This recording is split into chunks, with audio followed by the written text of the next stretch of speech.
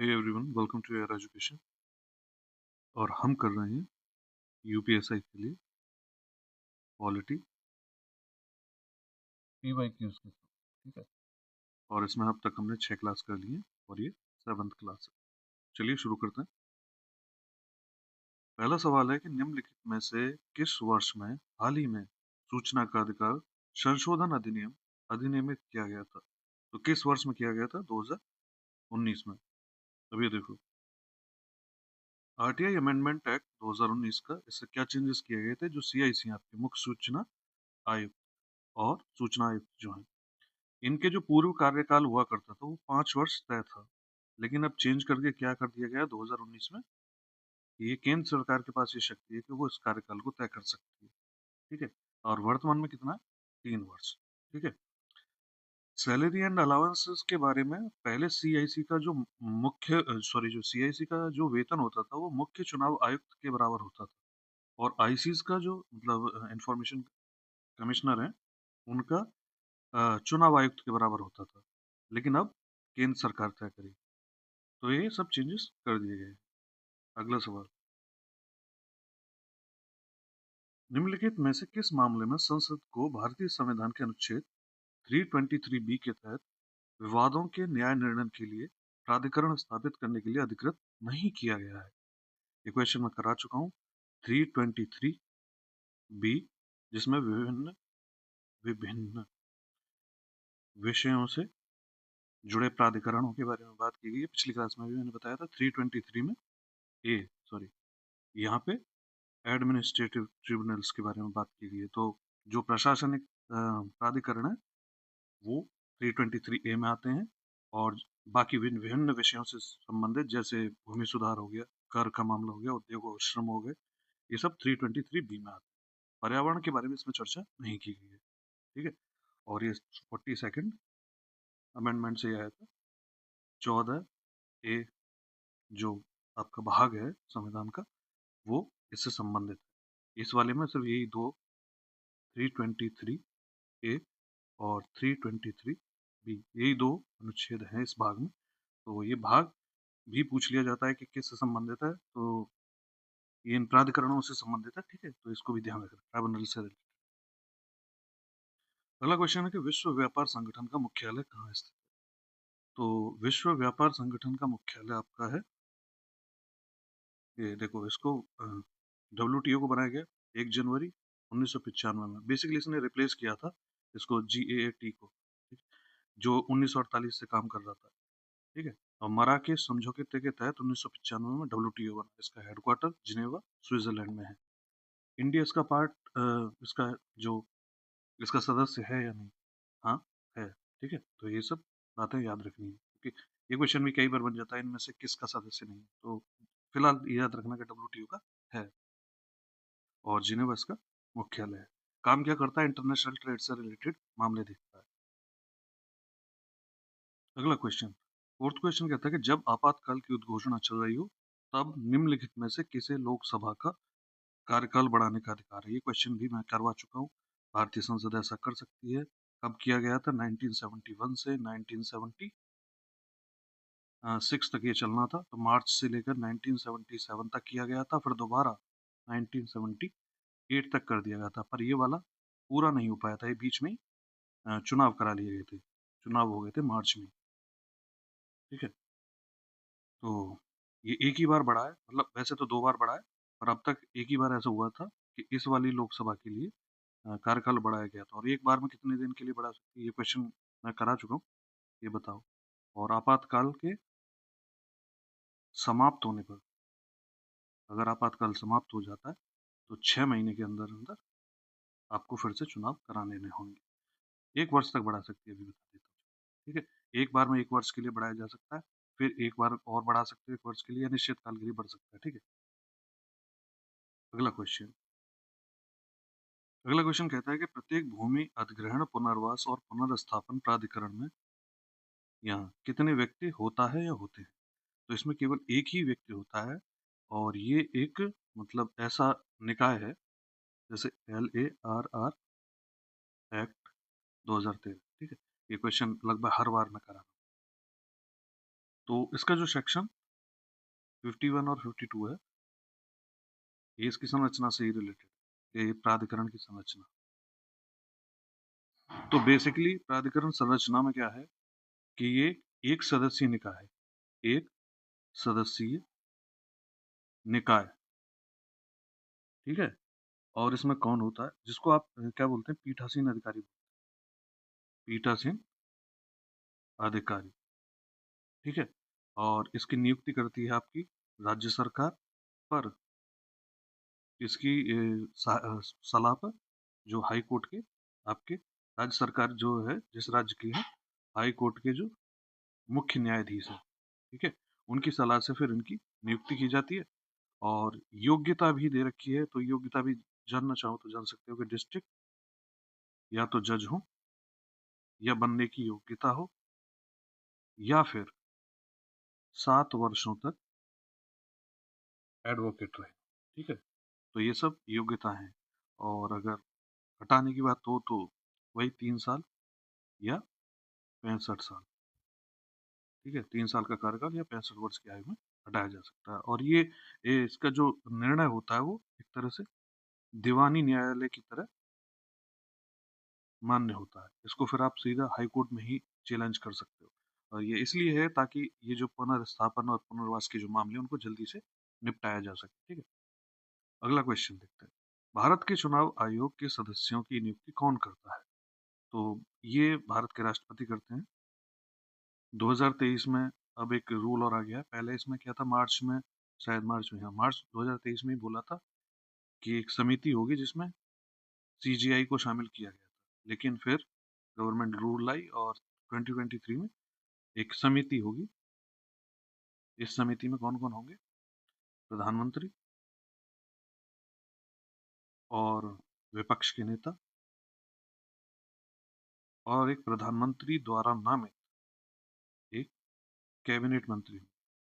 तो इनकी अनुशंसा पे क्या करेंगे, राष्ट्रपति नियुक्ति करेंगे, ठीक।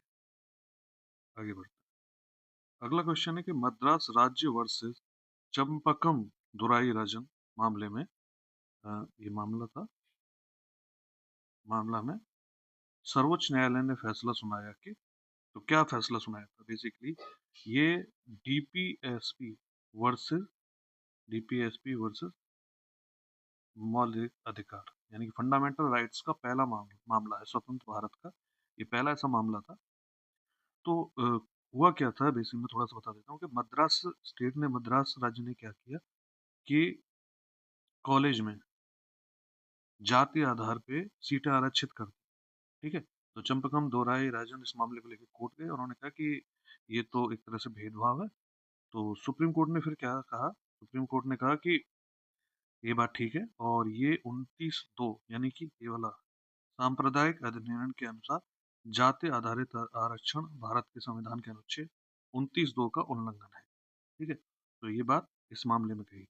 फिर इसी चीज को फिर आगे बढ़ाने के लिए अ, फिर एक पहला ही 1951 में पहला संविधान संशोधन आता है, फर्स्ट कॉन्स्टिट्यूशनल अमेंडमेंट आता है, और उसमें फिर 15(4) को जोड़ दिया गया था, और ये कहा गया था कि अगर राज्य चाहे तो पिछड़े वर्गों के लिए विशेष प्रावधान कर सकती है, ठीक है। तो इससे जुड़ा एक मामला है। अगला क्वेश्चन कहता है कि उत्तर प्रदेश राज्य निर्वाचन आयोग का मुख्यालय निम्नलिखित में से किस जिले में स्थित है? तो ये स्थित है आपका लखनऊ में, ठीक है। और राज्य निर्वाचन आयोग से जुड़ा हुआ एक आर्टिकल 243 के याद रखना है आपको। इनके जो राज्य निर्वाचन आयुक्त होते हैं, राज्य निर्वाचन आयुक्त, इसकी नियुक्ति कौन करता है? राज्यपाल। अच्छा, एक चीज और ध्यान रखना, राज्य निर्वाचन आयोग है, जैसे ये राज्य निर्वाचन आयोग है ना, तो इसका मतलब ये नहीं है कि ये राज्य में जो विधानमंडल चुनाव होते हैं उनको देखेगा, नहीं, विधानमंडल के चुनाव तो आपका भारतीय निर्वाचन आयोग ही देखता है। ये इसका काम होता है जो पंचायत और नगर निकाय के चुनाव, ठीक है, उनको ये देखता है, ठीक है। तो ये इस बारे में। अगला क्वेश्चन देखते हैं, राष्ट्रीय सुरक्षा अधिनियम के तहत निरोध आदेश का अर्थ किस धारा के तहत किया गया आदेश है? तो ये NSA आपका है 1980, और इसकी जो धारा 3 है, ठीक है। जो धारा 3 है उसमें इस आदेश के लिए कहा गया है। मैं स्पेसिफिकली बोलूँ तो धारा 3(2), ठीक है? इसमें सॉरी 3(2) में नहीं, 3(2) में तो फिर डीएम के और या कमिश्नर के लिए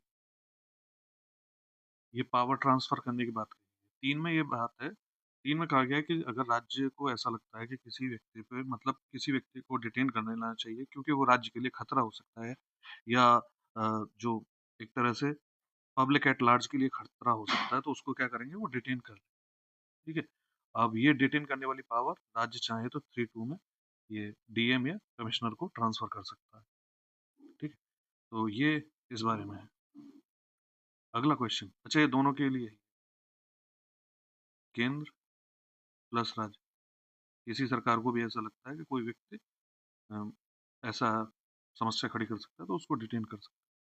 अगला क्वेश्चन कहता है कि जिस स्थिति को मानवाधिकारों का कथित उल्लंघन, हाँ ये क्वेश्चन थोड़ा आगे पीछे है, कथित उल्लंघन किया गया हो उसके मतलब कितने दिन बाद, यहाँ लाइन का है, कितने दिन बाद ये जो राष्ट्रीय मानवाधिकार आयोग है, राष्ट्रीय मानवाधिकार आयोग ऐसे किसी भी मामले की जांच नहीं करे।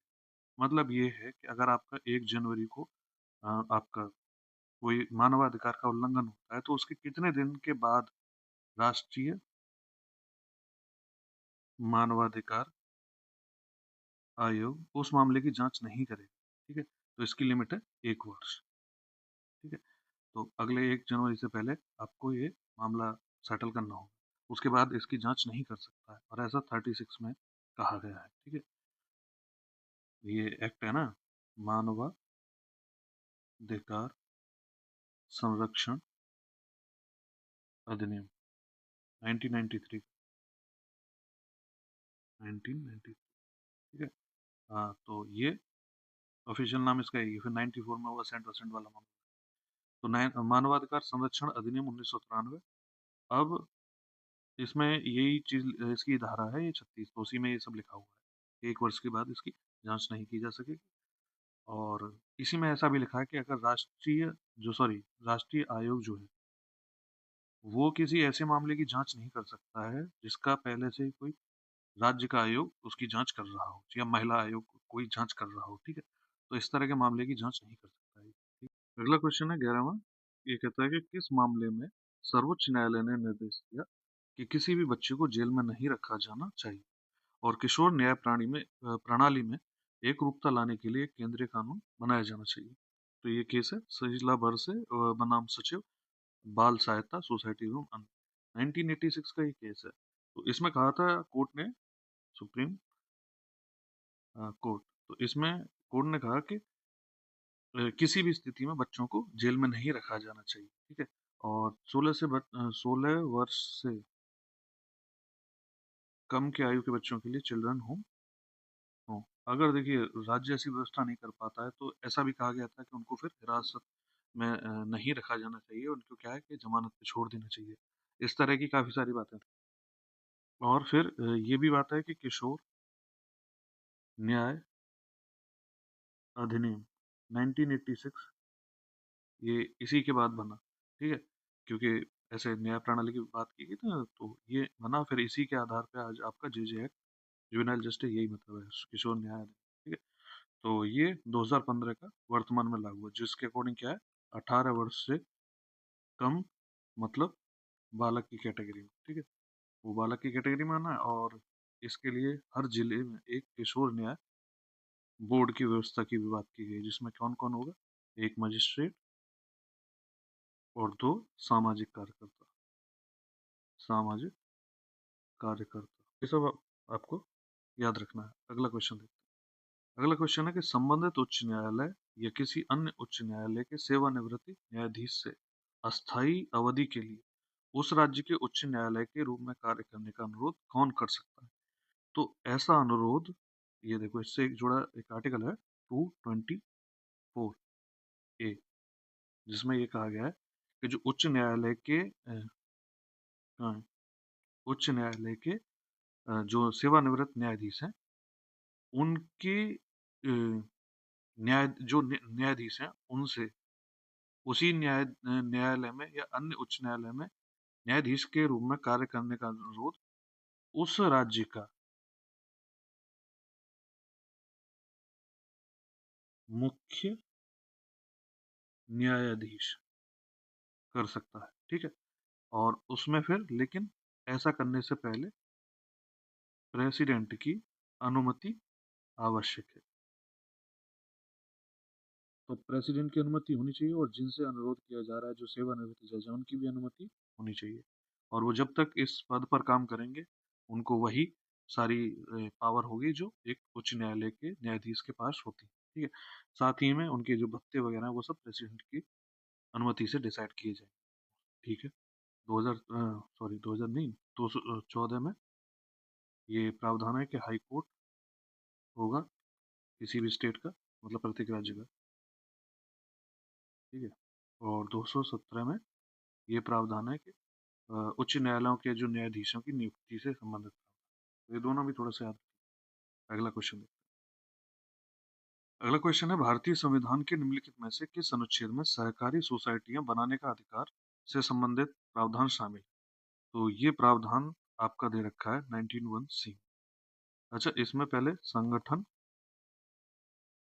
या संगम, यानी संगम मतलब एसोसिएशन, एसोसिएशन, ठीक है। या फिर संघ यानी कि यूनियन, और सहकारी समिति, ये सब बनाने का प्रावधान दे रखा है, ये अधिकार है आपका, ठीक है। तो सहकारी समिति को इसमें जोड़ा गया था 97वें संविधान संशोधन से 2011 में, ठीक है। और इसी संविधान संशोधन से आपको बताना चाहिए क्या वो जोड़ा गया था, 9B, ये भाग है संविधान, भाग 9B को जोड़ा गया था जो सहकारी समितियों से संबंधित है, जिसमें 243 ZH से लेकर 243 ZT तक आपके अनुच्छेद है, ठीक है। और 1D में क्या है कि संचरण, मतलब आप पूरे भारत में कहीं भी ट्रैवल कर सकते हो। इसमें हालांकि कुछ रेस्ट्रिक्शंस हैं, जैसे आप जनजातीय इलाकों में नहीं जा सकते हो, वहाँ सब जो मतलब रेस्ट्रिक्शंस लगी हुई हैं वो वाली। और अगर ई में बात करें तो किसी भी हिस्से में आप बस सकते हो, भी हिस्से में, इसमें भी सेम वे संचरण वाली रेस्ट्रिक्शंस हैं, बसने का अधिकार, ठीक है, ई में।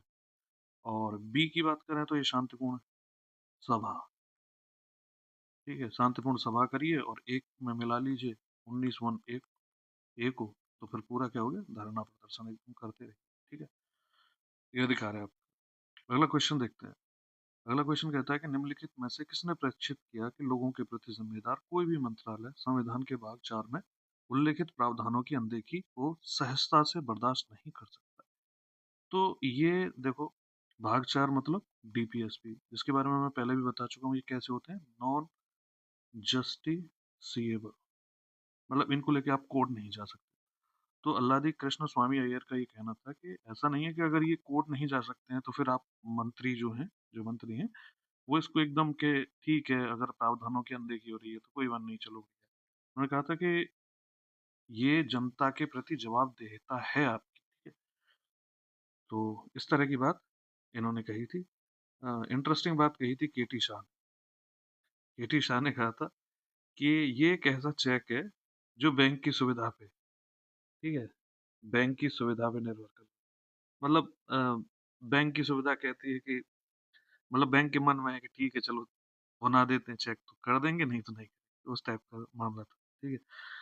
अगला क्वेश्चन, 15वां क्वेश्चन कहता है कि निम्नलिखित में से किसके पास अध्यादेश जारी करने का अधिकार है जब कानून बनाने के लिए संसद के दोनों सदनों में से किसी का भी सत्र नहीं चल रहा हो?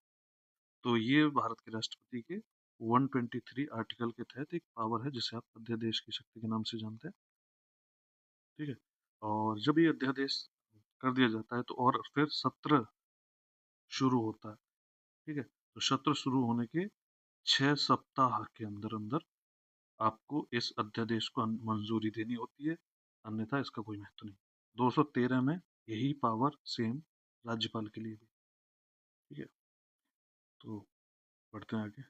अगला क्वेश्चन कहता है किसी विधेयक को धन विधेयक के रूप में कौन प्रमाणित कर सकता है? ये क्वेश्चन मैं करवा चुका हूँ, धन विधेयक क्या होता है 110 में दिया रखा है, और ये अंतिम इसमें निर्णय लोकसभा अध्यक्ष का होता है। अगला क्वेश्चन, निम्नलिखित में से किस निर्णय में भारत के सर्वोच्च न्यायालय ने कहा कि उद्देशिका भारतीय संविधान का हिस्सा नहीं है? अच्छा, इसमें बेरोबारी मामले में 1960 का ये केस है। इसमें बोला था नहीं है, और केशवानंद भारती मामले में माना था है। 1992 1995 सॉरी, LIC ऑफ इंडिया का इसमें भी माना था है। ठीक है, तो इसमें भी माना। तो अच्छा हाँ, प्रस्तावना के बारे में ये शायद बता चुका हूँ कि अगर प्रस्तावना वर्सेस किसी अनुच्छेद में क्लैश होता है तो प्रस्तावना की नहीं चलेगी, अनुच्छेद मान्य रहेगा। ठीक है, आगे बढ़ते हैं। राज्य आपदा प्रबंधन प्राधिकरण में एक अध्यक्ष और सदस्य होते हैं, जो कि कितने से अधिक नहीं होना चाहिए। ठीक है, अभी अगर टोटल की बात करें तो देखो 9 से अधिक नहीं होनी चाहिए, लेकिन अगर अध्यक्ष को हटा दें और सदस्य की बात करें कि जो सदस्य जो होते हैं वो 8 से अधिक नहीं होने चाहिए। ठीक है, तो मैक्सिमम 8 हो सकते हैं सदस्य, कुल मिला के 9 होते हैं, तो 8 सदस्य कर देते हैं। ठीक है, ये जो SDMA है, आपका स्टेट डिजास्टर मैनेजमेंट अथॉरिटी, ये आपदा प्रबंधन प्राधिकरण अधिनियम, आपदा प्रबंधन अधिकरण, आपदा प्रबंधन अधिकरण है, अधिनियम एक्ट का नाम लिखते हैं ना। हाँ, राज्य आपदा प्रबंधन प्राधिकरण, ये आपदा प्रबंधन अधिनियम है। इसकी जो धारा है 14, ठीक है, उसके तहत इसके बारे में दे रखा है। तो यहाँ क्या होंगे मुख्यमंत्री इसके, ये 14 में SDMA के बारे में, SDMA, ठीक है, मुख्यमंत्री इसके अध्यक्ष होंगे और 8 सदस्य और हो सकते हैं। ठीक है, इसी तरह एक धारा 25 है इसी अधिनियम की, धारा 25, जो बात करती है DDMA के बारे में, यानी कि डिस्ट्रिक्ट डिजास्टर मैनेजमेंट अथॉरिटी। इसमें मैक्सिमम 7 सदस्य हो सकते हैं, साथ में इसमें आपके अध्यक्ष भी शामिल है, यानी कि DM साहब भी शामिल है। ठीक है, तो ये इस तरह का एक मामला है। अगला क्वेश्चन, किस संविधान संशोधन अधिनियम ने भारतीय संविधान में 9वीं अनुसूची को शामिल किया था? तो ये 9वीं अनुसूची ये पहले संविधान संशोधन से ही थी। देखो, लैंड रिफॉर्म्स करने थे, ठीक है, तो जमींदारी प्रथा को भी समाप्त करना था। अब इसको समाप्त कर रहे थे तो कई बार क्या हो रहा था कि केसेस हो रहे थे, लोग कोर्ट जा रहे थे, तो फिर कोर्ट जाने के लिए फिर ये चीज को रोकने के लिए पहला संविधान संशोधन अधिनियम 1951 लाया गया और 9वीं अनुसूची बनाई गई। उस 9वीं अनुसूची के अनुसार क्या किया गया कि जो कोर्ट है वो 9वीं अनुसूची में रखे गए कानूनों का क्या नहीं कर सकता, जुडिशियल रिव्यू नहीं कर सकता, ऐसा कहा गया था। लेकिन फिर अभी वर्तमान में कर सकता है, क्योंकि इसमें बहुत सारे ऐसे कानून डाल दिए गए जिनका कोई सेंस नहीं बन रहा था। लैंड रिफॉर्म के लिए लाई गई थी और 9वीं अनुसूची, इसका दुरुपयोग होना शुरू हो गया, तो कोर्ट ने कहा कि नहीं नहीं, ऐसा नहीं है कि इसको देख नहीं सकते, हम देख सकते हैं बिल्कुल। ठीक है, तो ये इस तरह का एक मामला था। अगला क्वेश्चन है कि भूमि अधिग्रहण पुनर्वास और पुनर्स्थापन अधिनियम 2013 में उचित मुआवजा और पारदर्शिता के अधिकार के प्रावधानों के तहत सार्वजनिक उद्देश्य की किसी विशेष भूमि की आवश्यकता की घोषणा और अनुमोदित पुनर्वास पुनर्स्थापन घोषणा योजना का सारांश किसके द्वारा प्रकाशित किया जाएगा? तो ये क्वेश्चन मैं पहली ही क्लास में शायद करा चुका हूँ। पुनर्वास और पुनर्स्थापन आयुक्त होता है ये, ADM से नीचे के रैंक का एक अधिकारी नहीं हो सकता है। ठीक है, और ये LAR एक्ट में तो मैं कई क्वेश्चन करा चुका हूँ 2013। ठीक है, बता भी चुका हूँ कि ये क्या होता है, क्यों। तो ये रही आपकी क्लास। अगर आप लोगों को अच्छी लग रही है तो please do like share comment and subscribe. अगर कोई क्वेश्चन है तो उसे भी कमेंट कीजिएगा, या कोई सुझाव हो कि इस क्लास को कैसे बेहतर किया जाए तो वो भी कमेंट कीजिएगा। ठीक है, thank you so much for watching.